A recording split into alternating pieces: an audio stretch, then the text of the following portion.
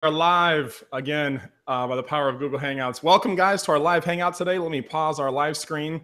We're in for a treat. I know all of our interviews are special, and I think I say that almost every time because these are special interviews, but this one truly is special.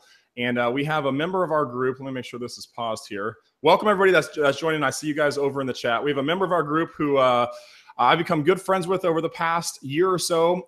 She joined our group and has been quietly kind of selling in the background, and I have a lot of respect for this person, but I'm excited. Samantha Gardner, welcome. Appreciate you being with us. Thank you so much, Gabe. Happy to be here. Yeah. Well, let me just edify you real quick, Samantha, because you're one of the. I mean, you've built an amazing business on Amazon, and you've really gone through the ringer. You got started. I was just finding this out before us talking. You got started early in 2013. So actually a year before Zach got started in the business, you were starting to sell on Amazon FBA, and you've built a nice business. You guys just celebrated your 500th private label product, and they're all sourced here in the U.S. So I am very interested in how you've done this. And I know you've done a lot of RA, you've done a lot of OA, you do some wholesaling, you obviously do private label. And you recently celebrated another milestone in your business, which I didn't realize this had happened either, is that you just were able to retire your husband from his career. And yes. I know this was a long, I think a 6-year goal that you guys have. But real quick, how does it feel to retire your husband, just real quick? It's just an amazing blessing. I mean, honestly, more than anything, we have been so blessed, and I can't take credit for any of it, but at the end of the day, it's really nice to actually have him home. It's been years. He was a physician, so he worked crazy hours, traveled constantly. So to have him finally home is just amazing. And he's been able to take a part of the business away that I don't enjoy doing. And he's kind of been taking it over and starting to run all of that, which was really nice to be able to do. Kind of be able to hand off some of it again, more of it off. So. For sure. Well, I am sincerely curious in your early story, because I've gotten to see your success recently. You've been a part of our Platinum Mastermind, and this is some other news that we haven't fully announced, but Samantha has agreed to speak at the summit that's coming up in just a couple weeks in Louisville. So today's a little preview. We're going to kind of go through your early story, and then for any of you guys that are going to be down in Louisville, you'll get to connect and kind of hear more of the how-to of what you're doing. But I'm curious on your early days, Samantha, because a lot of people, I mean, we can share some numbers. Actually, just to kind of context, do you mind sharing where your sales were last year and where your sales are this year, just to give some context for what retiring your husband actually means or looks like? Right. And I'm going to preface this by, at the end of this number, I'm going to talk about numbers, but numbers aren't always the whole picture. Numbers are gross. It's not net, but we've worked really hard to get our ROI up versus, what we really sell. We've done 1.1, 1.2. I have to look back because I sent you the numbers. So I had to ask our CFO to give me the numbers. So far this year, million, and that's on Amazon plus a few other platforms, which we'll talk about. And I did a little over $1 million last year, but last year was our first year we went to 95% private label, 5% wholesale.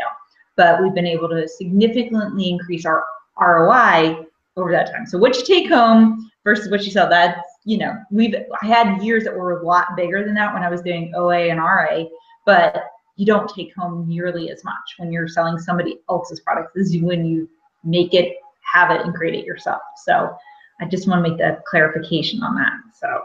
Yeah, no, I appreciate that. And you're so humble. I know you would never share that. We share that not to, by any means, to brag on your numbers. I know that's not where you're coming from, but to inspire some people that if you can do it, and just to create some perspective and vision for what's possible. And I still believe we're in just scratching the surface of what's possible with e-commerce. I mean, majority of shopping is still happening offline in traditional retail. So we're still early in this, but we'll talk through that. But just to put some perspective, you've moved your business last year.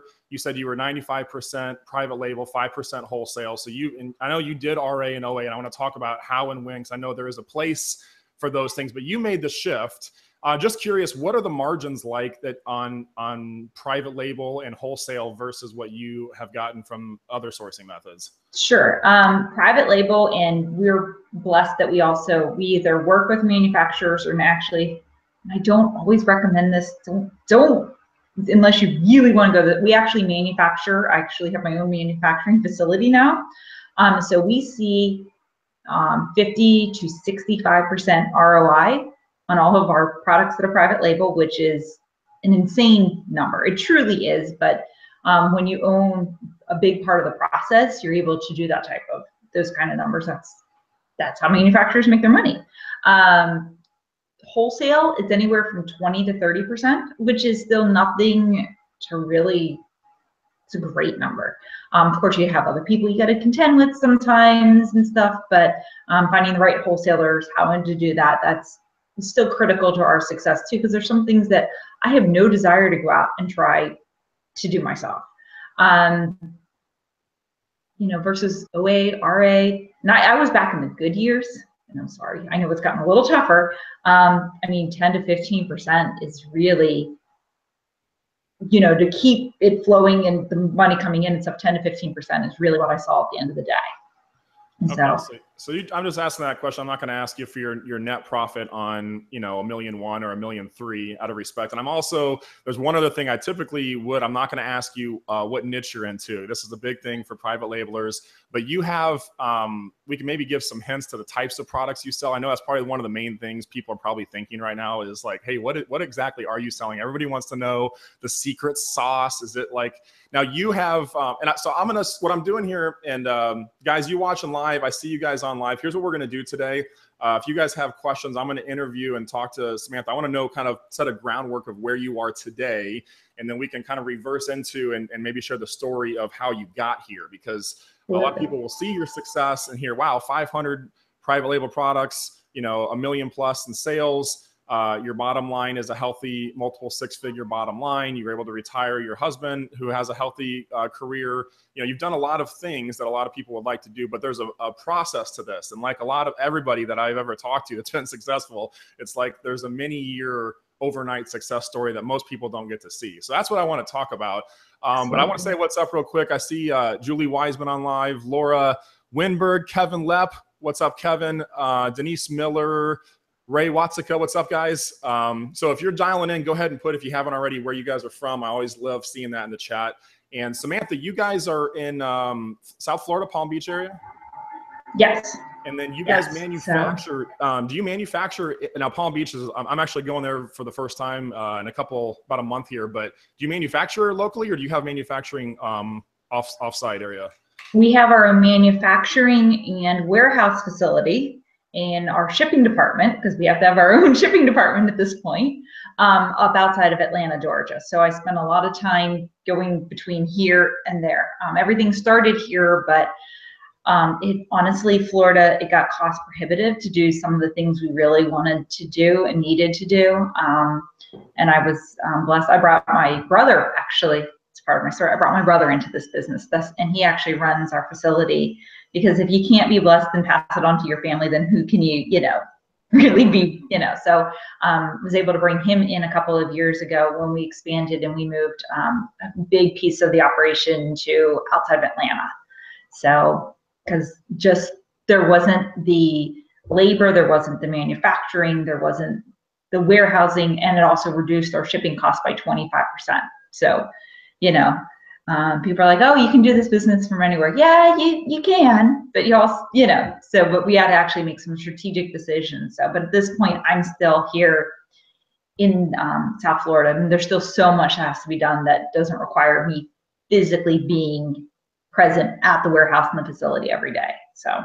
Okay, so do you have an office in Florida that you work out of, or a home office? And I have a home office. So I've had my own home office for 10 years. And when my husband came home, we had to build him his own on the other side of the house. That's one of the secrets, is that we are not sharing an office. That's a good idea. My wife and I are the exact same way. Even if she's in the other room, when she's working from home, it just throws up my whole day off. I can't concentrate. But right, because I've been so used to being here and working that I was like, oh wait, we cannot share an office. I love you, but no. Yeah, so I'm curious. I'm asking about this to see how your team and how you guys are set up. So you've got a home office. You work from in Florida. Your warehouse and manufacturing is in Atlanta, Georgia, and you said your brother runs that. I'm curious, right off the bat, your team. I mean, you guys, how many people do you have on your team, and do you mind sharing like the structure of how you guys have set up your business? No problem. Can you count while we do this? Because I've lost, I don't even know if I know the exact number anymore. There's myself, and I'm in Florida. I have some other freelance people that work with me here, doing just odd jobs. Sometimes we're contacting manufacturers or we're doing something. So I have some more independent contractors I really work with here in South Florida. And there's about 3 of those part-time that I work with here. I already mentioned my brother, Matt, who's a big part of it. He was my first full-time employee. Oh, yeah. Full-time employee. You know, I had some other part, and we'll get to some of the other great people that have helped me along the way. So he's my COO. He's really our chief of operations. Okay. I have a full-time graphic designer / photographer, because everything's about pictures on Amazon when you start getting to this. We have a full-time 2 full-time customer service reps. Okay. A full-time copywriter. We have an IT and does a lot of our technical and our networking, and also helps do a lot of the structure because we also have our own website and stuff. So there's a lot of coding and a lot of structure. Yeah, doing e-commerce on your own. And I want to talk about that because you guys do multi-channel where you sell on Amazon, but you also sell on your website. Okay, cool. So an IT, yeah, you would need an IT guy to manage all that stuff. Yeah, so we have IT at this point. And then we have 2, 3, 4, 5, 6, 9 people in our production and manufacturing facility. Okay, 9 in production. That's manufacturing the products. Manufacturing and or packing products, because in labeling them all to be compliant with Amazon. And 3 of those people kind of swing in and out, 1 full-time, but 3 of those people also swing into our shipping department, shipping and receiving, because that starts to become a big part of this, because besides Amazon FBA, all the other sales platforms we sell on, we have to ship direct to the customer. Yeah, you're doing merchant fulfilled essentially on every other platform. Except Amazon. Just to, real quick, just to frame this, of all the sales you guys do, how much of your volume is on Amazon versus, I know you sell on your own website. I know you sell on, Pinterest and Etsy and Walmart and Jet and all these other places. Just out of curiosity. 80% is still Amazon. Okay. 20% is the other, but some of the other 20%, increasingly Walmart, is growing rapidly right now. They're putting the time, it's kind of the Wild Wild West still over at Walmart. Yeah. Is that a good way of describing that? I mean, it kind of reminds me of Amazon in the old days. Everyone laughs at me when I say that. So I've been around Amazon enough, and I was telling you right before this call that I remember when Amazon did not have an app. There was no such thing as an app for Amazon seller. I mean, that was like, we were so excited when that came out. I mean, I can't even explain to people, like, there wasn't an app. I'm like, oh, there was no app. There were all these other third-party things, but Amazon had nothing. You said to log into a computer, you wanted to see anything on Amazon. So that's crazy. Long way. Yeah, I'm curious about that part of your story. So essentially, manufacturing, shipping. So you guys do that yourself for that 20%. So you got a good, a medium-sized team here. I don't know what the total is here. 9, 10, 11, 12, 13, 14, 15. You would be 16, 17, something like that. Yeah, and then, and outside of that, we still have part-time bookkeeper that does stuff. We have we actually employ a tax service to help us, that's actually manually does our taxes, So kind of outgrew some of the other systems because they only work with this platform or that platform. So when you went multi-channel, those are the crazy things you got to think about. It's like, oh wait, no, now you need someone to do this. Now you need someone to do that. There are other things. A lot of people like to complain about Amazon, but Amazon has a lot of solutions, and there's a lot of solution providers that work with Amazon. When you go out to these other channels, that doesn't exist. So as much as people think Amazon's tough, they've made life so easy compared to other platforms. Yeah, we do. Amazon sellers, I think, get spoiled sometimes because Amazon had built the #1 easiest e-commerce platform in the world with Prime. And then you're right, all these other platforms. So, okay, I asked that question just because a lot of sellers see that and they hear multi-channel, like, oh, I'd love to sell on Pinterest and Etsy, but you're still doing 80% of your volume on the home base. And so if you're going to build a well, this would be the best place to drill.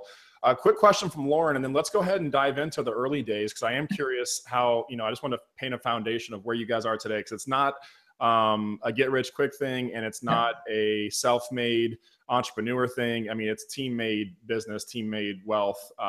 You have a system that you've developed where people are living in their strengths. And that's where I think a lot of entrepreneurs struggle, Samantha, is they hear that and they know, okay, I've got to get to a point where I have systems, and I know systems create freedom, but I'm stuck way over here. I'm getting started. I'm trying to know, how do I get started in this thing? So quick question, then maybe we could start. Lauren asked, how much capital did it take to get started in private label? And so I know you didn't start with 500 products. You started with your first one. So just out of curiosity, and maybe you probably made mistakes, but how much capital did it take you guys to start? We started it, sourced it small. We put $100 in our first private label product. No kidding. Really? Okay. Cool. $100. That was it. It was a very small test. It was a very small thing. We didn't go do some huge thing. We did it here in the U.S. went very small scale, and that's paid off big time for us. So yeah, that's one of the things I learned that first time we met. I think one of the first masterminds we were at, that your cost of entry for doing domestic sourcing was like a fourth of what the people that were going to China were paying for. And you could talk English to the person, you can call up your supplier, you can go visit them. And your shipping time, how fast back in the early days when you weren't manufacturing, how fast? We still outsource. We still outsource. We still have manufacturing relationship with some, because there's some stuff I have no desire to go get the $4 million machine, that makes these things. Sure. I just no desire. Our lead time is anywhere from 1 week to 3 weeks from the time we order and put in a custom order to the time it's like on our loading dock. Okay. I mean, that's incredible. You really can't beat the U.S. and the shipping cost reduction. And I have some China horror stories, so I'm not afraid to share some of the lovely horror stories of some of the early days and some of the things I did wrong. Yeah. But I started in the U.S. and I should have just stayed there. But everybody was all great on all these other places, and I'm like, well, let me try this. And I was like, nope. Yeah, so that's one thing that you're doing that's really different. I mean, we've been looking, and that's why I'm so grateful that you agreed to come speak at the summit and to jump out here and share your story, because I know it blesses people to hear success stories of someone who made products right here in the U.S.A. I think we can all resonate with. I mean, our country has to make stuff, people. If we stop making stuff, we can't keep putting it on the credit card and buying it from China. So we got it. This rings home for a couple different reasons, but. Okay, so I could go on and on about benefits and there's benefits to both domestic, private label, and then obviously people outsourcing. But how did you guys get started? Did you start with one product? And let me ask this, Samantha. I know you can't share your niche, but are you making computers here? Are these like back massage? Is it a complicated product? Is it a simple product? I don't do anything if it requires electronics or batteries. I won't sell it or make it. Okay, that's a big clue. Okay. So if it requires a battery or someone to wire something right, I won't touch it. I have looked into things. I have gotten samples. That is my own personal opinion. If I have to do something like that, I'm not an electrician. I don't want to get the certification. I don't want to go anywhere near anything like that. So that's my biggest tip is I've seen more people get shut down over electronics than any other category in private label. Of all the people I know that have had problems in private label or even in wholesale, it's always something electronic that's gone wrong. Okay, so that's a big. Get one bad batch and you don't know because there's no way to test it. It's just too many variables could go wrong. If you've got a million, it's Murphy's Law. What can go wrong will go wrong. If you got 100 things on your product, or Sarah and I just bought a dry brush the other day and it came, I'm sure it was someone's private label product. It was a brush. And then it had the little rubber thing, and the rubber thing like fell off. It was like cheaply made. I'm like, this is terrible. So I put it back on. But that has two pieces, So are you? I can't ask what you're doing. Can you give us like an idea? Is it like? I know you can't even share the category, but I can just hear people thinking like, what are these like footballs? Are these? You know what? I've sold in a lot of categories, and I'll give it. And I'm going to talk about this probably at the conference too, but I'll give a little preview hit here.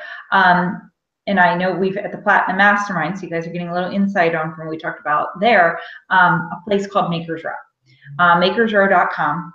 It is all these U.S.-based manufacturing facilities. I think there's 100,000 of them And it's a website, and it helps you develop your products. It can be from the simplest to much more complex. And, you know, I did not have that resource when I first got started, but there are so many amazing ideas. The other thing I will say is, I'll give a hint, I also sell on Etsy, which means our products are considered, or it could be sold on Amazon handmade, even though they're not really there's a lot of gray to this, but when you're making things, I think a lot of people are trying way too hard. This was something I had a passion in, I was really interested in. I think a lot of people try to go find the secret sauce by looking at all these things instead of saying the stuff you know. If you've done something and you know something about it, even if it's industrial, I mean, huge opportunities in industrial and all kinds of other new categories and office supplies, and there's this huge range of products, and people forget how much business is done on Amazon now too. I'm going to use someone we kind of both know, and I just won't refer his name, who used to be a plumber. Doesn't do this probably, but probably knows all kinds of amazing pieces and parts that you need to build things or do things that he could probably manufacture and source using plastic manufacturers in the U.S., gasket manufacturers in the U.S., metal working in the U.S. You know, I've used all kinds of different metals and plastics and all kinds of different things in the U.S. I'll give that away. Sorry guys, it's private label. It gets real dicey about private label, and I hope everyone understands that. It's not that I'm trying to hide, but you know, when you give it away, it kind of, yeah. Yeah, well, no, it's okay, Samantha. I totally respect that's why I'm not asking directly. I mean, I'm trying to help solve, people have an idea of like, well, what is it? So just to clarify, there's kind of two schools of thought I've noticed in our Amazon community of private label people. There's the like churn and burn model, where you're like, scraping with software, seeing what's a hot product, and then you're going to China and you're buying the same thing, but you're putting a turtle sticker on it instead of your thing. And then bada bing, you're selling turtle brushes or whatever. And it's kind of a fast thing, and there's a lot of competition. But then there's the other private labelers, which I would say you fall in this category. You're creating unique value for the world. You're building a product that has unique value. And I don't know if do you guys have trademarks and copyrights on your products? Yes, and we're a registered Amazon brand. We have brand registry 2.0. I think you know, so I was invited out to Amazon here a couple months ago. I was just out there at their headquarters. You know, when you start getting to that, you start to get a lot more opportunities on Amazon. Okay. I don't have hijackers on my listings. They can't even get on them because they're not approved vendors through us now. So when you start to get to a certain level, you can start to get the trademark, get the registration, do all those things with your brand. It's worth the time and energy and effort to do all of that. And so. Yeah. Okay. Cool. Yeah, I'm curious on that. So I think this is the probing or the pressing question I think most people have is, how did you do it starting? So, because you didn't start off making, and so there's a couple clues. You've given some great tips, and you've helped some of our fellow Platinum members. I know Craig's at the summit. He'll probably attest to this. I know some of the ideas and things we've talked about came from some of your coaching of doing, more than one product at a time and things like that. Some of the suggestions you've made during some of those meetings. But how do you start? If I'm, you said pick a category you're interested in, or if you have specialized knowledge or something, but how would someone go about starting? I get asked this question a lot, and I'm going to give the same advice that I give to everybody. You have to start with something you know, even if it's something simple, if you're into certain sports, if you're into something. I see so many people, and this is where I think it's an opinion. I think a lot of people go awry because they get into categories of products that they've never used and they know nothing about. You can't sell something you don't understand. You can't write good copy. You don't know what the keywords are. You don't know who the target audience is unless you know those products, unless you know what you're doing. That is my biggest thing. And I think everybody's into something, or has been into something, or their kids are in something, or their grandchildren are in something. And I think those are a lot of opportunities to get this, or you had, your career before this one, or your job. You've seen opportunities. And I'm going to bring this up too. I mean, Amazon Business is a for us, it's beginning to be a growing business, and people don't even realize Amazon's going business to business to get people to buy from their Amazon business site. I mean, there's so many opportunities opening up in there. Amazon handmade. If you're someone who's really crafty and you can make stuff, I mean, it's an amazing, and Etsy is another marketplace for that type of thing, but Amazon handmade, I mean, they are putting huge resources into getting promotions and that type of thing out there. And you can use FBA still doing that and make things. I mean, I've seen all kinds of things on Amazon handmade, and people are doing, I know a few sellers that are doing fabulous on that. I mean, because they just happen to be crafty. And a lot of people want something that looks crafty, but they don't want to make it themselves. Yeah, it's a very popular trend right now. Probably more for homemakers, maybe more of a female niche than a male niche. I'm not personally into knickknack or things and stuff, so, you know.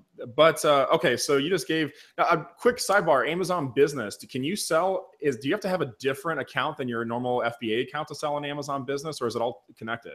It's all connected. So I can pick products and stuff that can go for Amazon Business. You just have to apply. You still have to apply to it, but it's just, you can take the same free inventory program you're selling to consumers, and then Amazon will list it on their business to business platform. I saw that a while back, several months ago. They had an invitation for that, but I just wasn't for sure how that worked. But okay. Yeah, and you can do different pricing. You can do, if you buy 10, you get a discount.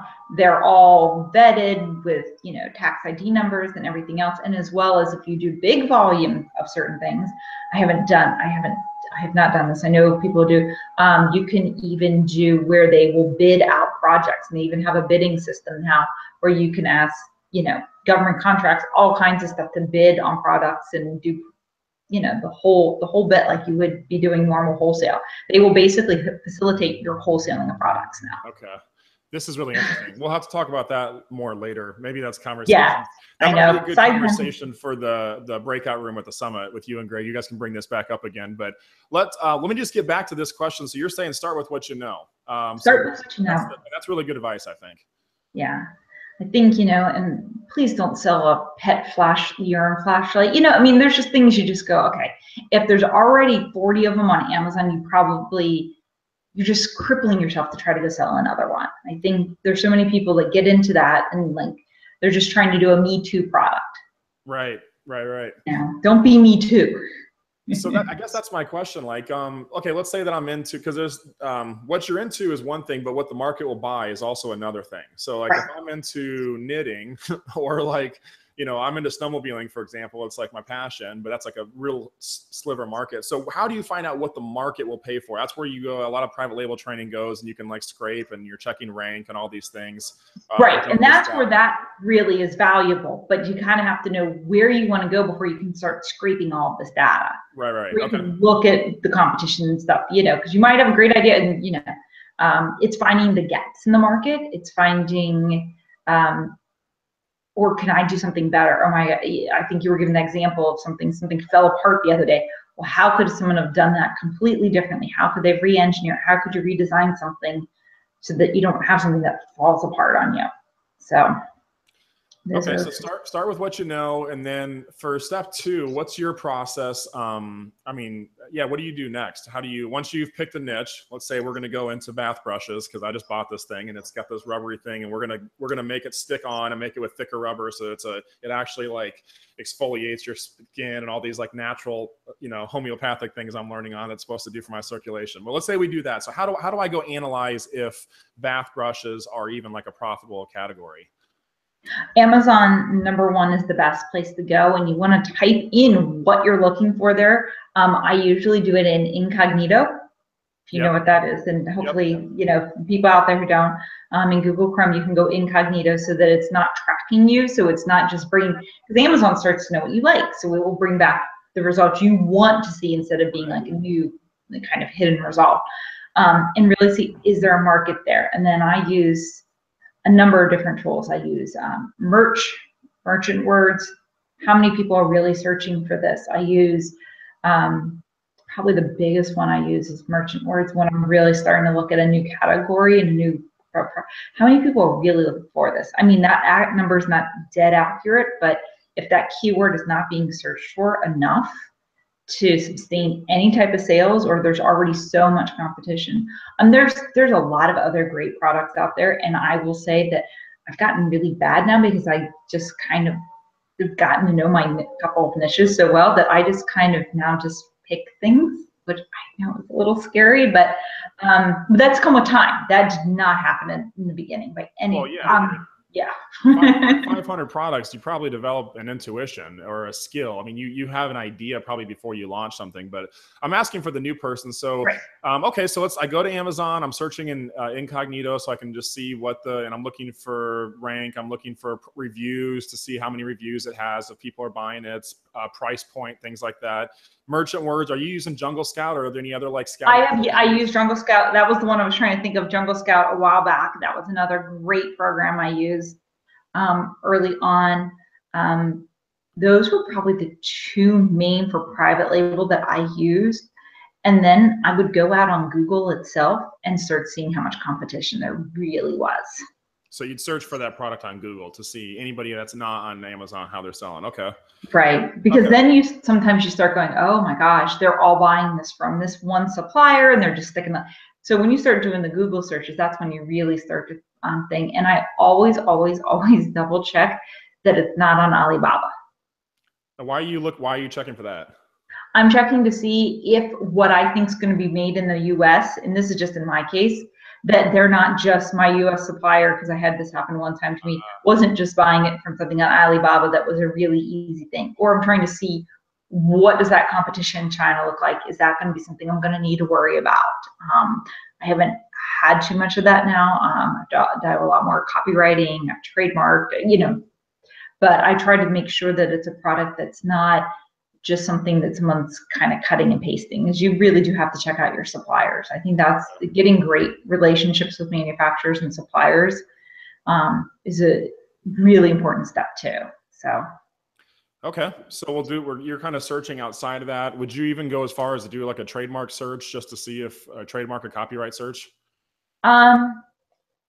Yeah, I mean, before you go too far in ordering, absolutely. Is this product already trademarked? Is the name taken? Can you even use the name? I know some people recently had a problem with some things that they thought were totally fine, and someone had trademarked the name of something that you really would have thought was really generic, but it wasn't, and they couldn't describe their product, and Amazon made them come back and totally change everything for copyright infringement, and it basically killed that product. And I've said this too, and I'm going to say this now: products don't last very long on Amazon. Okay, what do you mean by that? There's a life cycle to everything on Amazon. A lot of people think they're going to find 1 or 2 or 3 great products and they're going to have them forever. The average lifespan of a product on Amazon, this is not just mine, this is some data from Amazon, is 4 to 8 months. The average life cycle is 4 to 8 months on Amazon. So what does that mean? That they aren't selling it in 8 months? In 8 months, there's either so much competition or that there's newer version of it in the marketplace and that type of thing. So I think a lot of people get too married to 1 or 2 products and they don't keep driving forward, getting new products in the private label world. We just launched our 500th product, but we have 100 products we've retired over the years. So that puts that in perspective then. So you guys, this is one of the keys I'm noticing to your success is, yeah, you didn't throw up 2-3 products and then just sit back and collect checks and sit on the beach. You guys kept on the gas and kept in growth mode and growing. And so you're outpacing. I mean, you've got 500 products you've created, you've retired 100, but you're still outpacing that by those 500 products. So that's one of the keys I'm noticing. And you're in a space where you've got do you just sell like one, like are your private labels products all in one category where you just have a huge family of products, or do you have multiple categories where it's about 3 categories. They're all interrelated, but it is 3 distinct categories on Amazon. So we do a lot of because once you get good at what, you start going, oh, well, this is that side of this, and this is, oh, wait, we could branch out into this and that. And so we've definitely done a lot of expanding over time to related categories or related fields. And I think that's a big part of it. And then It's also not being afraid to sell something better than you already are selling. What does that mean? Don't be afraid to make a product better than your previous. Oh, that's big. Launch a new product. So you've got a product and it's selling, and so don't let your pride get in the way of saying, how can I innovate this and make a new? So you're actually outpacing your own. So if you've got a product life cycle of 4 to 8 months, and within that time frame, you're coming out with a 2.0 version that's a little bit. It's got the organic brushes or whatever the improvement is, and then that so that you're instead of your competition doing it, though, you guys are doing it. Though. So right. that's another big key. I didn't know that. Well, yep. and we're not afraid to say this isn't working and let it go. Well, I want to ask about how do you know if it's a winner and how do you know when to cut the cord? Because this happens to a lot of sellers. I've seen, and this is maybe some of you guys can relate. I see some of you guys' questions in here, so I'm going to get to those in just a second. We've got a lot of ground to cover today with Samantha. But a lot of sellers who start in private label, Samantha, they aren't blessed to hear an interview like this or be a part of a group like ours or go through the process, and they buy a product from China and they spend 10 grand and they get it shipped here and 3 months go by, and then the shipping thing changes and it's 4 months, and then they throw it up there and it doesn't work, and they got 10 grand of dead inventory, and they're like, this thing sucks. And then they go back, and this has happened to so many sellers I know of. They go do the things that we recommend. Start with RA, start with OA, learn the business, learn how to determine what sells and what's not, learn the platform, build your shipping team, and start building your team up, and then go into this. And we see a lot of sellers now who do this. Gary, Ray, and Kim are a prime example. You know, they did $1.6 million last year, or the past 18 months or so on Amazon, almost all RA and OA. And now they're at a place, I mean, I know he's excited, and he's been talking with you through Platinum about how do they get into private label, just like some of you guys watching here. So it really levels the playing field for everybody. But let me ask the first question. How do you know, when you're doing all this research, what are you looking for to know if it's a winner? And maybe I should start with this. Are your products like expensive, or like what's your average product price point that you guys sell at? $20. $20. $20. Okay, so these, I love this. You guys keep it so simple. All right, well, how do you know if it's a winner? I'm doing Jungle Scout research. I say, hey, these brushes have good rank. I see my competitors got 2,500 reviews or whatever. And I'm gonna just jump right there on that one. We have 3 or 4 products we've been selling for a year that have 2 or 3 reviews that we sell multiples every day. So reviews are not the end of the story by any stretch of any imagination on Amazon. Amazon actually doesn't put a whole lot of weight behind reviews anymore. They used to. They don't. Okay. They do not put a whole lot, and that is coming out directly out of the mouth of an Amazon member from Amazon at their headquarters, that because there's so much reviews that people were manipulating and they tried to get reviewed and stuff, they actually had to decrease the amount of value really given to reviews because a lot of people don't trust reviews. So that's not heavily weighted on Amazon's algorithm anymore. It's just, okay. It's not, they won't be aware, of course, but it is not a key anymore to have to get reviews. I have some products we've had for 6 months that sell every day, 0 reviews still. You're kidding me. Okay. No. Well, I got to tell you, Samantha, I'll buy products sometimes just to help people launch private label stuff. And I've tried to leave reviews, and I've messed it up where I've left I don't know, there's like 2 different ways to do it. So I don't even know that people know how to leave reviews half the time. They don't. That's part of Amazon's own problem, honestly. Okay. Denise Miller says this is an eye opener. Reviews. This is, Denise. I'm learning some things today too. Quick question. Then I want to get back to this winner and loser thing, because this is Samantha, where we could talk about all this fun stuff, and I know you love sharing, talking about multi-channel, and you're just because you're so humble and you live this stuff day in and day out. But most people, probably at least half our group is just getting started, and they're trying to figure out, how do I follow in your footsteps and get my first 10 product label products or 20 private label products? Quick question. What was this question here? We have a lot of questions. Do you do any bundles? Used to do a lot of bundles. A lot. Don't do them anymore? Okay, so these are solo products. Solo products, we had to get rid of the bundling. This is the one. Bundles are amazing. They're great. Wholesale, especially. I love doing bundles with Wholesale. I did, there's 1 or 2 things seasonally that we will still do bundles with because they're wholesale. But bundles take a long time to put together. Let's just not let's not kid anybody that it just takes more time, energy, and effort to put them together and ship them into Amazon. Okay, so another clue. So a lot of people say, "Oh, I got it. I got to do bundles." I hear these shiny things, shiny object. You just stay in your lane. Just you don't even mess with it. Do you have multiple entities or just one entity that everything flows under? So like legally, I think Lauren's asking how you guys set up. We're just a corporation. So I'm the top of the food chain, and everything else flows beneath me. We're just one big corporation at this point. So one corporation. You know what, Samantha? I've been talking to you. We've been friends for a while. This kind of sounds like a pyramid scheme. This thing that you've got built in here. We got a couple people at the top, and you got these shipping people. I'm just joking. I gotta say that because for the corporate America folks out there. But no, that pyramid that you've created, that business, which is how every business is set up, is what allows you guys to travel. And you've got a young son that you spend time with, and now your husband's retired. I mean, that's what allows you guys the lifestyle is when you have 9 guys in your shipping department and, you know, manufacturing, dealing with customer returns and things like that. You're not in the warehouse doing that. You're in Palm Beach, Florida, doing your thing. And that's a big key, I think, to how you guys have set your business up. Right, because I'm allowed to think and work on the business. I'm not working in the business anymore, but I worked in the business for a long time. I don't want to give that, you know, anybody not think that that's not, I mean, I have spent the days in my garage, put the AC in to ship. You know, I've done it. I'm looking sideways. I'm looking for my copy of E-Myth because you're speaking my language.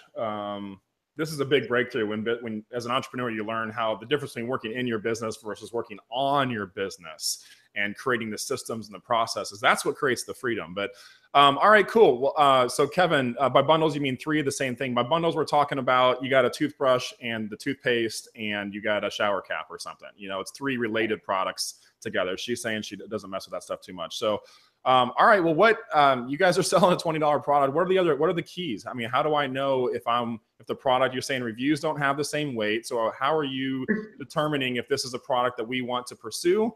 And I know you said that, and then my next question is these small orders. How do you guys do these $100 orders? I mean, I used to think that people needed $3 to $5 grand to go to China and do all this stuff. So how do you know if it's a winner? That's the first question. And I'm going to back up and I'm going to go back behind private label on you all for a moment, because I think this is the next step that everybody wants to jump from RAOA right to private label. If you've never done wholesale, I would recommend before you ever even try to go private label to do wholesale, because you will learn so many lessons that you need to know for private label when you're doing wholesale. Because all those lessons that are applied to wholesale, you then have to also apply and learn how to market and do everything yourself.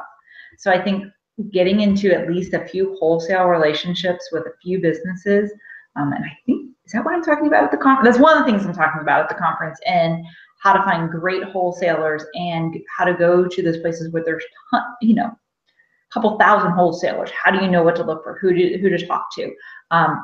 That also, if you're looking for a product, go see if there's a wholesaler that you could sell their product and see what the market's really like. I mean, in some of our product categories, before we ever even got into them, I got a wholesaler. I messed with their products first, learned what was good and bad about those products, and then developed our own products.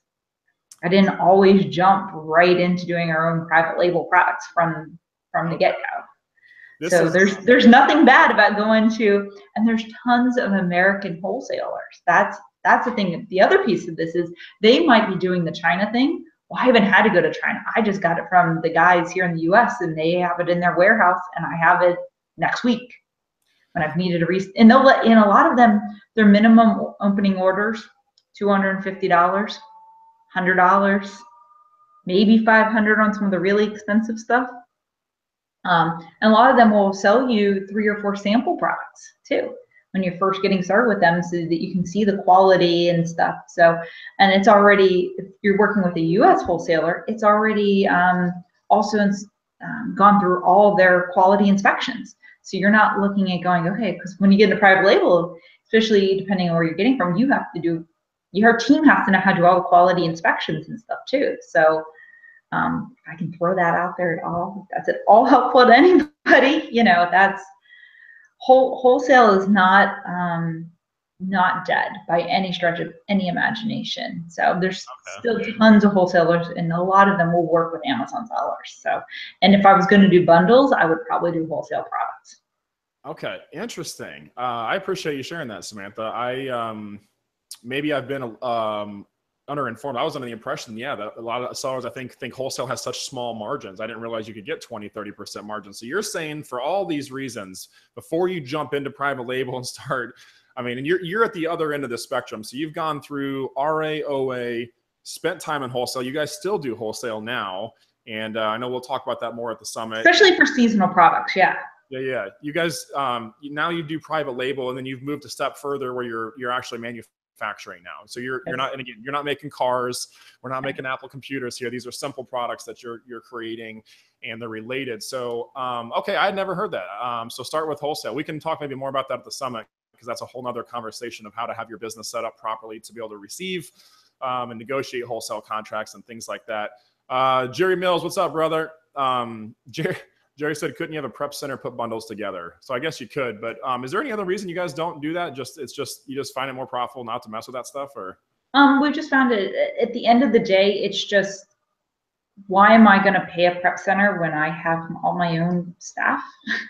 Actually, we ran a prep center. I don't know if you've heard that story. I actually used to have an FBA. When we first got our warehouse space, we had to invest in a warehouse. This is a couple years, almost 3 years ago. We had to invest in a warehouse.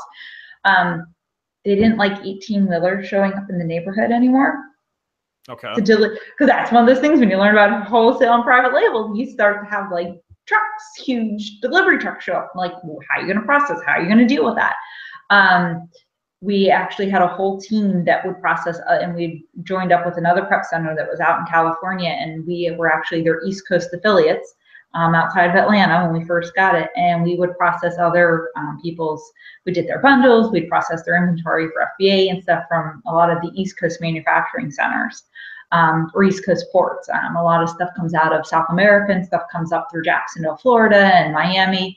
So we were a great center for a lot of people who did that. Did a lot of food products for people, processed through our facility. So absolutely did that, but honestly, prep centers are only as good as the prep center is, and if your eyes aren't on the products, then you absolutely can use it, but you got to know who's doing your products. And if someone messes up your inventory really bad at Amazon, it's still your responsibility. So that's my only, maybe I'm a control freak.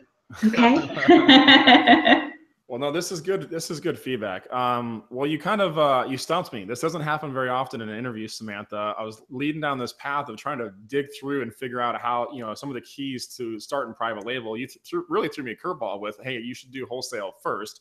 And you've enrolled me in why. That was my next question of why should you do that? But you're saying you're going to make less mistakes. And you may, if you have an idea for a product, you may just look around for local wholesalers and find that someone else already has it. It's just not on Amazon. So sometimes you'll do a bunch of work. And I see this with entrepreneurs so many times. They think they have a brilliant idea when we all do. Everybody, we all think our ideas are brilliant. Oh, I have some disaster products. I mean, bad, but thankfully we haven't spent a lot of money on them. So yeah, well, that's the key, I think, with what you're doing is spending $100, $250 for a minimum order quantity MOQ or 500. I mean, you can afford to make mistakes at that level. If you're doing 5, 10K at a time, that can sink a startup entrepreneur pretty quickly. So absolutely.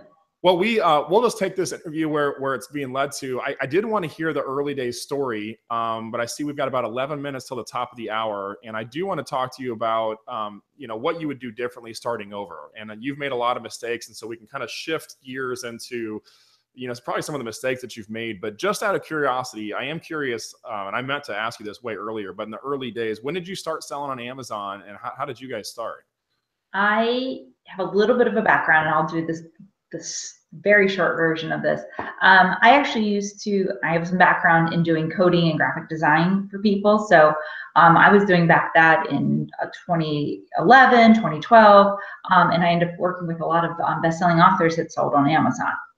So I was seeing it from the book end of the world. They didn't make their money in books. They made their money in the products they sold related to the books. Mm-hmm. So I was starting to get introduced a little bit to that. They were using a lot of different things. FBA was not so huge at that point, but kind of got tired of doing that, got tired of authors are always broke. I don't know why that is. They don't like to pay their bills. Sorry if you're an author out there.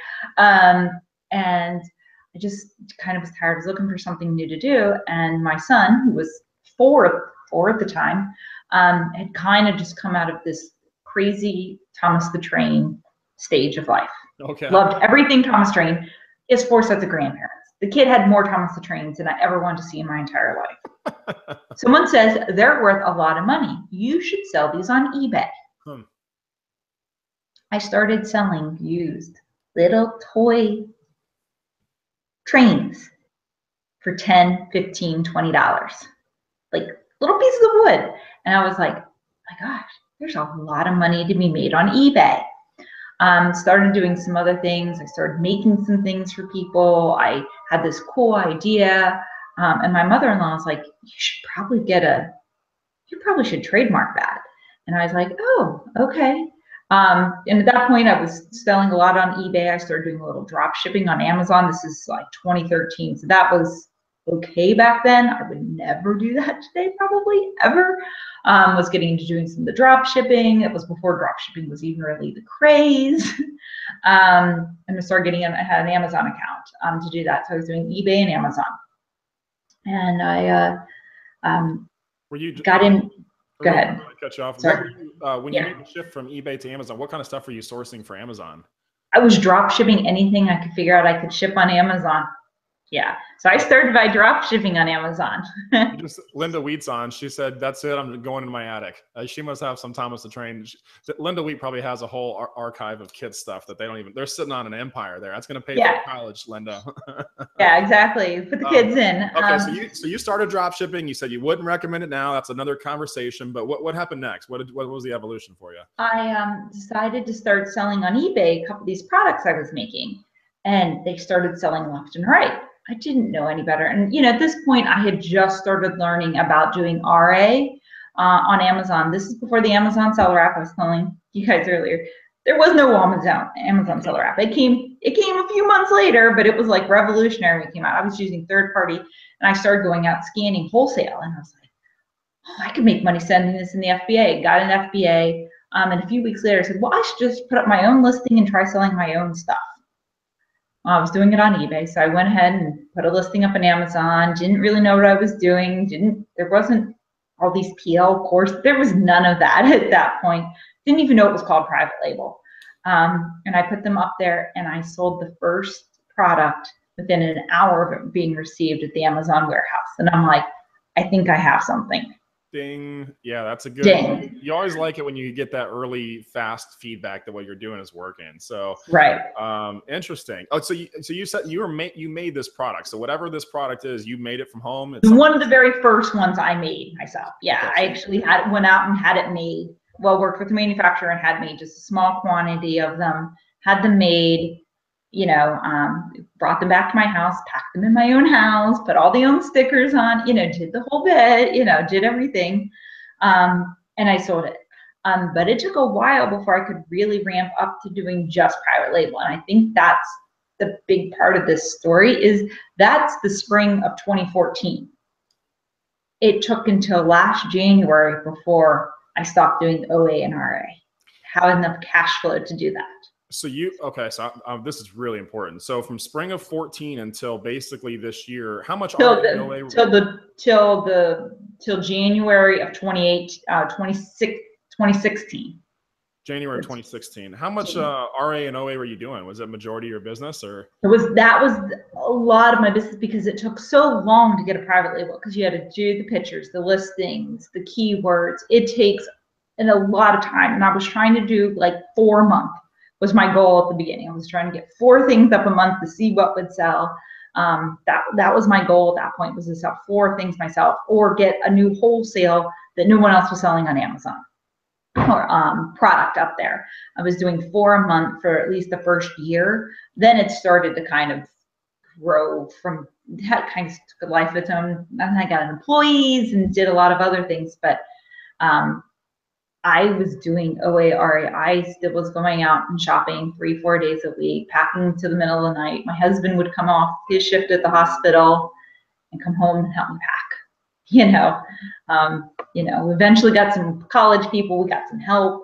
There weren't a whole lot of prep centers. This didn't really exist. I mean, this is, a lot of things have changed in the last few years. So, but I mean, people looked at me very strange when I would walk out of Toys R Us with, 10, 15 carts of stuff and fill a van. You were doing that before it was cool to do that and post it in a Facebook group like ours. Oh, absolutely. Did that before that was cool to do. Wrote a book. I did courses on this at one point. I was an early adapter to that stuff, and I loved doing it. But you got to constantly go out and find stuff, and that's the biggest thing with OA and RA. Especially RA is like you constantly have to go out and find stuff. And OA,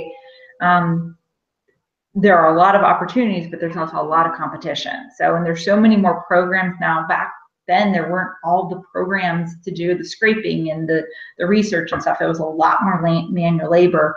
Just a few years ago, it was a lot more manual labor than it is now. So now there's a lot more competition, and I'll be honest about that. I know there is. So I see it. There's a lot more sellers than there were almost 5 years ago now. 4 or 5 years ago. Yeah, so this it's interesting that you're recommending that. I mean, you did this for a while, and you still recommend sellers do this, but then you're recommending that they get into wholesale and have this bridge period before making the full jump into private label. So I know you're going to talk more about this at the summit. This is just like a little preview call. We've got more, and you'll be doing the breakout sessions with Craig too. So Craig will be talking about private label. So between wholesale and private label, if you guys are watching this and you want to learn more of the how-to, we can only cover so much. Naturally on a hangout like this for the group. But let's do this. For those of you guys that don't have tickets to the summit, we have one last deadline coming up on the 15th. The room block closes on the 15th. It's also the deadline for FBA long-term storage fees. It's coming up on the 15th. I don't know, Samantha, if we can talk tips on that. That gives me I don't even want to talk about that. I have $10 is all I've got to pay. Your products are light. You probably don't have you don't have any long-term storage stuff. $10. I have $10. That's what I got to pay for long-term storage this year. That gives you a clue, people. You got a squeaky clean little system here. Everything's out the door and sold. So sellersummitlive.com. Yes, I had to think about that. And then we'll also have the discounted rates for the group members is still live. That'll be going up probably on the 15th as well. We'll probably close down registration and just focus on the event. But I'm excited about Louisville for a lot of reasons. Samantha, I'm really excited to learn more from you and how wholesale works. Let's do this, guys. In the sake of time, if you guys have some questions for Samantha, do you mind hanging out for just a couple minutes if we take a couple questions from people live? I'd love to take a couple questions. So let's do a little choose your own adventure here. Jerry Mills, Mike Lanigan, I see you guys. Post your question on the side. And while you do that, for those of you guys that are at work and you had a hard stop, this is being recorded on YouTube. Let me ask you this question, Samantha, and we'll just kind of put a bow tie on this, and then we can obviously talk more later, and we'll have plenty of opportunities at the summit. But if knowing what you know now, I always love asking this question. I don't know if you know this is coming, but knowing what you know now, if the whole business disappeared, and let's not pretend like your husband just left his successful career, so we'll ignore that part. But all you have is the knowledge in your head. And, you got a small startup. So I don't know what small startup is. A couple $1,000 set aside to start a private label business. What would you do differently starting over from scratch, knowing what you know today? I would have stuck to the U.S. to start with. I would have not tried to go down the international route, and I would have just stuck with the U.S. I definitely took some detours trying to do what was popular, shiny objects. And those things just did not pay off.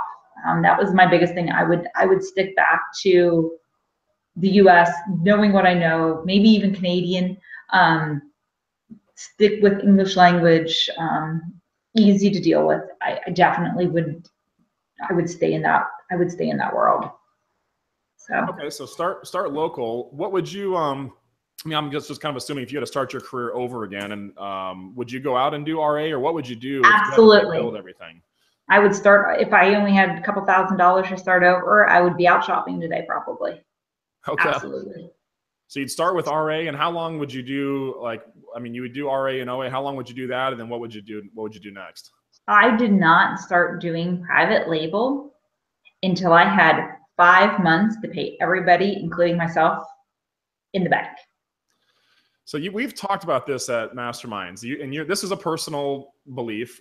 Personal belief. Yeah, So for you guys, you wouldn't risk starting private label until you had 5 months reserves to pay? No, just going to just private label. Just going private label. Okay. When I stopped OA and RA is when I had the money in the bank to go, if this does not work, because at some point you need to stop and go, I need to make some clear decisions on what I'm doing and get focused just on this. I had proven the concept a little more than just proved it. I was working at it, knew I could do it more, but I wanted that money in the bank that if things got held up or something went wrong, or we were just transferring to our manufacturing, if something went wrong, I wanted to be able to pay all of my employees. That was a big thing for me because it wasn't just me, and it's not just me. I mean, I'm sitting the one here sitting talking about it, but it's not just me. I mean, I have a huge team and I am amazingly blessed. And if I didn't have them, I absolutely would not be here. And you also don't have to have a huge team. That was the other big thing. You can do this yourself, keep it much more small scale. I don't know if I could do a couple $1 million if I didn't have a team. I know I couldn't because I'm still mom, still a wife, I still volunteer, I still do a lot of other things that are very important to me. So I probably could have grown this a lot bigger, but having the family time, doing the other things I enjoy doing was taking care of myself was more important than just all consuming growing the business. Yeah, that's so key. I don't know if I know any 7 or 8 figure plus business owner that has done it by themselves. I see these gurus or someone talk on a podcast and I'm like, like there is no self-made anything. Self-made man, self-made woman. It's all team-made. I mean, everything that's significant has taken a team. But okay, so you would have, this is personal, you would have camped out in RA, OA, and done some wholesale and camped out in those areas until you guys had 5 months. That's just for your barometer to give you. Well, I would definitely try. I would definitely try doing some private label. I would definitely get my foot in the water and stuff. But I wouldn't say we're not going to do any more OA. I see too many people go, okay, we got one private label. Okay, we're now just going to do private label and we're going to stop all the OA and RA. And I'm like, wait, you just cut off your source of cash to keep building this. OA and RA I just see as the source of revenue and cash to keep building wholesale and private label. That's really what that is. RA and OA, it's almost like RA and OA, I don't know if we've talked about this publicly, guys, but like active income, there's 3 types of income. There's active income that you work for. That's like a day job or doing RA or trading time for dollars, whatever. There's passive income that comes from a business or real estate, and then there's portfolio income. But a lot of entrepreneurs see entrepreneurs who have passive income and portfolio income, and they don't see all the other years of active income that they do to hustle and get there. So if what you're saying is use that time, treat it like your day job. So if you aren't full-time, and if you do, I mean, what would you say? I'd always recommend people keep their day job while they're building anything. Don't jump off the cliff and try and build a parachute. That's like, it sounds good on a book, but it doesn't work, at least from my experience. Right. Day job while you're building it. The same thing with RA and OA. Keep doing the basics that work while you're building the fundamentals and creating the systems and things to build these other parts of your business. But okay, my husband, even though when we started doing good, my husband didn't quit his job till years later.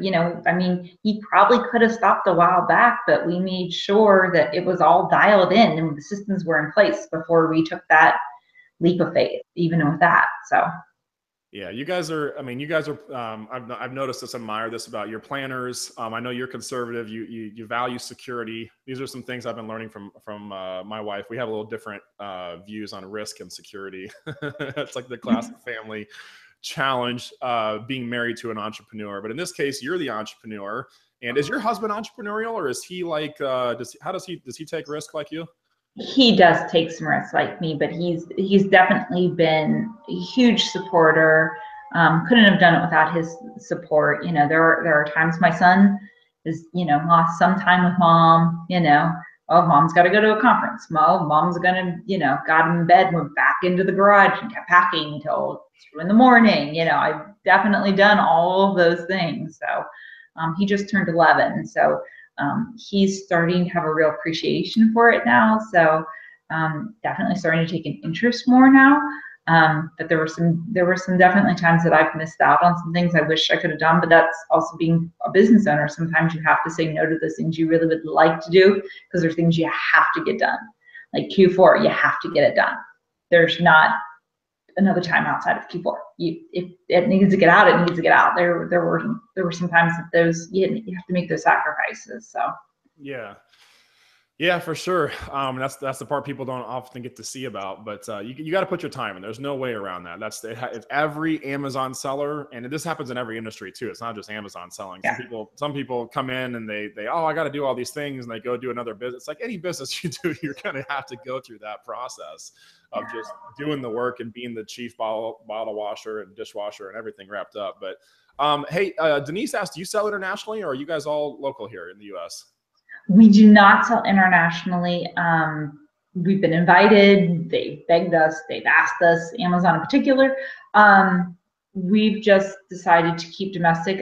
There's just so many VAT obligations that you start getting into international tax rolls that we're exploring it maybe for something it's on our 2018 calendar to explore some English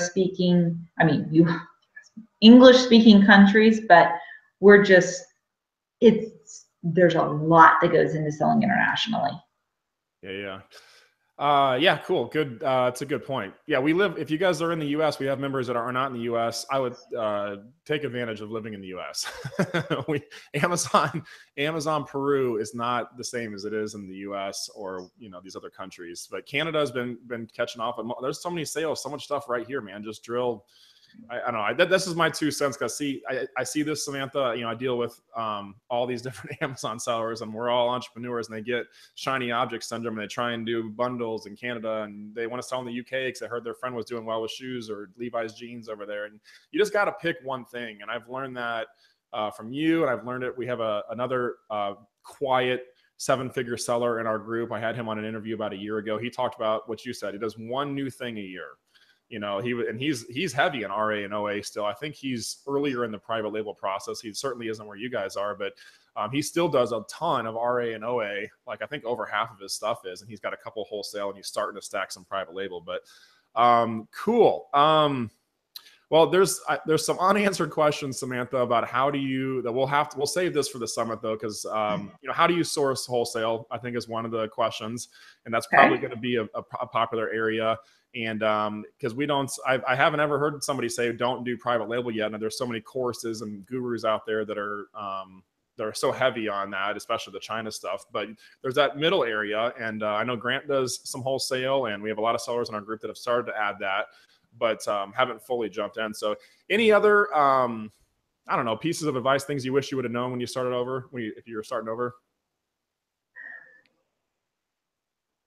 That you have to be in constant action. And I think this is, people get complacent on Amazon, is that it's a constantly changing and evolving marketplace. The rules change constantly. You have to, you guys do a great job of informing the group, but there's constant changes. There's constant things going on. Some of us are kind of quiet. I'm not always on Facebook and stuff because I'm working, look into your things, see what Amazon's posting, read the forums. Don't get dragged down in them, but but just really be aware of those changes. I mean, Amazon has a couple big, huge changes. If you were merchant fulfilled or a media seller and stuff, I mean, they've had these huge waves and changes in the last couple of weeks. And I was talking to someone this morning, and they were like, "What do you mean that changed?" I was like, "Wow, okay, can't do media mail." What do you mean I can't do media mail anymore? And I sent them the email from Amazon. They're like, "Oh my gosh, I totally missed this one." So, read what Amazon sends you. Kind of important. So Amazon sends, those emails that you get that, don't ignore them. That's good advice. Yeah. Because a lot of them are garbage, but then you read one and you're like, oh, wait a minute. This is a huge, oh wait, this is going to change my numbers. I'm going to need to redo all my calculations. And that's the other thing. You got to know your numbers. I see so many people have no clue where their numbers are. You got to know your numbers. Are you guys, how do you guys manage that? You have an account, CPA, but do you guys use Inventory Lab, or what do you use to track your numbers? Inventory, I wish we could just use Inventory Lab, because Inventory Lab only does Amazon. So again, that's one of those reasons. If you go multi-channel, that's a whole nother. We have a lot of internal systems. That's actually one of the big things my husband is helping me take over and doing a lot of the financials, because there's the financials that the bookkeeper does and we do, and there are the things you give to, the taxes at the end of the year and those, and then there's kind of more the internal things. Okay, how much did we sell this month? That's really what Inventory Lab is. What, that's kind of like what's going on. But then there's all this other, okay, well, we had to spend X, Y, and Z on inventory this month and stuff. And some of that doesn't show up in Inventory Lab. So we actually have two completely different sets of numbers and books, just for internal purposes, sales figures, times of the year versus, those lovely numbers that the bookkeeper and the CPA deal with. So you guys have grown, you've grown beyond, you wish you could just use Inventory Lab, but you guys have grown beyond it because you're multi-channel. So it's another benefit you guys watching, just camp out on Amazon. I don't worry about Walmart and Amazon and Jet, just free yourself up from that. But because the tools don't exist, like you're talking about, Samantha, it's kind of like Apple and the Android market. Like there just aren't people developing tools for other platforms like they are for Amazon. So you're saying stay in action, stay flexible. So Amazon, we all know this is like a moving target. I mean, we're playing in their sandbox is what I always refer to. It is what it is, right? So if you're going to take it beyond this trend, and a rising tide raises all ships, you got to just be flexible. So when you see things shifting, pay attention to that. That's part of why we're making more of a focus with the group on private label and wholesale and some of these other strategies, because that is where I see the industry moving. But and then know thy numbers. So that's a whole nother topic too. We probably have you teach classes, Samantha, on some of these basic things. I don't know if we've ever had a class on just how to track basic numbers in the beginning either. That might be helpful. But let me ask, this is a great ending question. I appreciate you guys being live. Samantha, I appreciate your time. I always learn every time we talk, pick up little things from this. This is a good, Mike had a question that I think ties in. He said, can you see a trend for your future as far as where you would like to go since you're now doing your own manufacturing? So I think he's asking about trends and where do you, kind of what's on the future or the horizon for you guys? Yeah, we're expanding, we're growing. We've been investing in manufacturing. Just bought a ridiculously expensive piece of machinery. It's like a house. But people don't know that. You get into manufacturing, the equipment is not, it's off the, I mean, you could spend $250,000, $500,000 on a piece of equipment and do it all day long. Yes, you can. It's a whole other thing. So there's a benefit when you say, Samantha, do wholesale, you don't have to mess with all this stuff. And you guys are in a simple project. If someone's manufacturing anything else, I mean, you've got there's a reason to use a manufacturer. But okay, so you guys are expanding. Yeah. I'm expanding. I definitely see private label being the future. Definitely what we're going towards. Amazon is only growing. Once you get to a certain point, I think you do have to. Don't do this in the beginning. If you only have a couple products, definitely don't do this. But once you get to the 20, 30, 40 products, then you have to really start looking at other platforms, just for stability's sake of, waves in the markets and changes and stuff. Then you got to start looking at those competitors. You got to look at Walmart. You got to look at Jet. You have to have your own website. I think that's the first thing outside of Amazon. Everyone should have their own website. How to run it. And I have Shopify, great platform, really easy to use. You can tie it right into your Amazon accounts. They'll let Amazon ship your products for you, but you really need to know how to sell your stuff without Amazon. I think that's the next big thing after Amazon, and where we're growing is we're growing on those channels outside of Amazon. Amazon is still growing, but we're getting more and more market share in places. Not everyone's an Amazon buyer. As much as I would love everyone to shop on Amazon, they don't. There are people who are just not Amazon people, and it's okay. So know where your market is and be able to go there. We've had some discussions with people wanting us to go into stores. Not sure I really want to go there, and that's the other thing. Going, where do you really want to go? If you got a couple of great products and you don't want to expand your line and really develop more products, maybe a great way for people to go is also getting their products into doing wholesale and selling directly to consumers.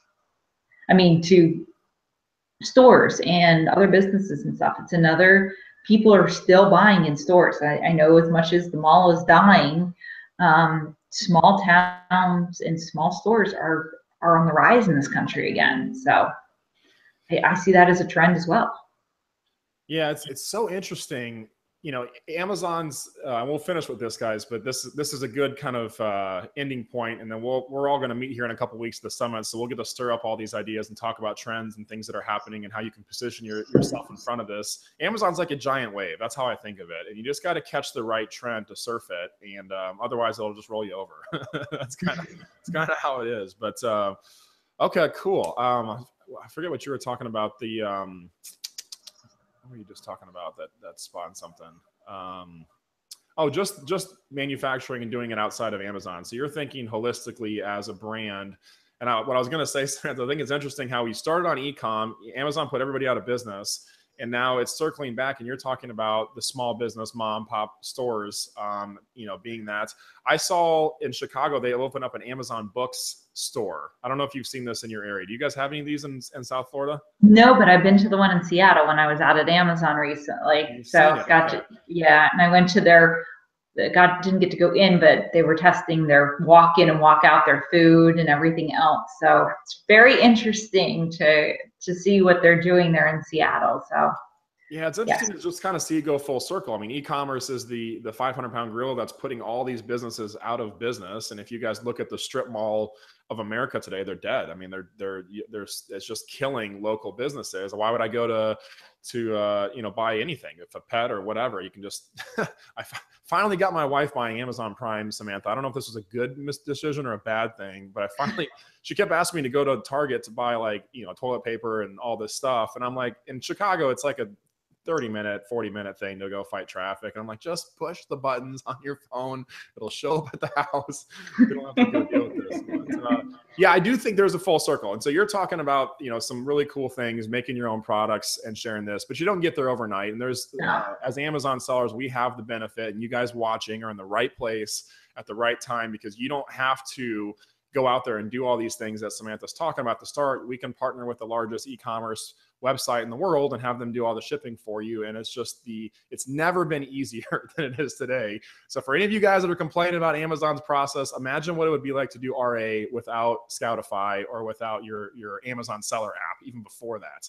I don't even know how you do RA. You must have had like charts and stuff you had to check on. No, there was some apps, you know, but they were rudiment. I think a couple of them are out of business now, but it was, you know, and you hoped it worked, and, you know, it wasn't live data, you know, I mean, you know, it just, yeah, you had charts. You literally walked around with the chart. Well, I think that ranks good. And, you know, you sit there and you'd have to go, wonder if Amazon's ever sold this. You had no idea, you know, I mean. Yeah, it's fun. It's exciting time, Samantha. Absolutely. I certainly appreciate you sharing, Samantha. I had never heard some of these early stories of your story. Like I said, I got to see some of the last success, but appreciate you being on today. It means so open, and appreciate you being willing to support and speak at the summit. Really looking forward to learning more about this and having you and Craig Rapp. That'll be a fun room to be in. Absolutely. That'll be fun. I'm looking forward to meeting so many of you that I haven't gotten to meet. So. Absolutely, man. So cool. Well, guys, thanks for being on live. Appreciate you guys. I'll make an update video probably in the group for those details. But the 15th, that's your long-term storage deadline. If you guys haven't been paying attention to that email, so that means you guys don't have this problem, but anything you could say, Samantha, should people be pulling out? I mean, what would you do if you were an RA seller and you had some old inventory that was sitting in there? Would you just do a remove order and pull everything out, or no? You have to look, is it going to sell before Christmas? Because if you pull it now, you can't send it back till January 1st. If you do a remove order, you can't resend that inventory back in? Oh. Not till January 1st. Okay. So that was it used to be November something, but this year it's January 1st. That's one of those emails. You got to make sure you definitely read the details on. Because if you think you're going to sell it, now is not the time to pull it, because now you're going to be holding that inventory and you can't send anything in again until January 1st. That's a big deal. Okay. So the strategy is, if you have inventory and you're concerned about it and you think it'll sell in Q4, leave it in. Right. If you don't think it'll sell in Q4, then, I mean, obviously pull it out. If it's something that's a spring product, yank it, you know, and put it back in, you know, January, or try to sell it. Try to eBay something, you know, if you know, maybe on the side, a little something, if you have something that you just got to get some money out of.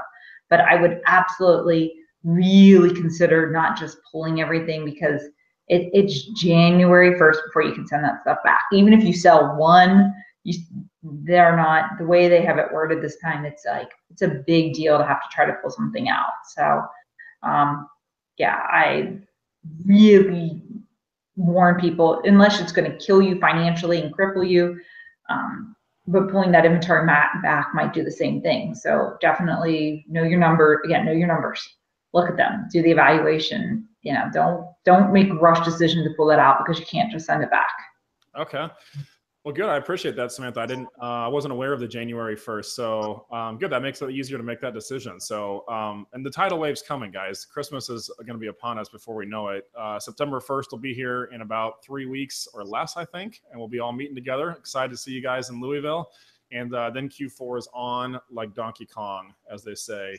So, hey guys, appreciate you being on. Kevin, Lauren, if you guys want details, if you don't have your tickets for the summit, I'll put a link below, Seller Summit Live. You guys are all members of our group, so there's information below about that. Ray, appreciate you being on. He says, good stuff, Gabe and Samantha. Thank you. Kevin Lepp says, thanks. Lauren, appreciate your questions today. Lauren had some really good questions. Thank you both. And they all like talking about kind of the future projections of Amazon. It's a fun topic to talk about, where this space is heading and you know, where you want to position yourself. But anyway, Samantha, hope you have a wonderful day. Looks like it's nice down there. Appreciate you being on, and look forward to seeing you in a couple weeks here. Thanks so much. Thank you, everybody.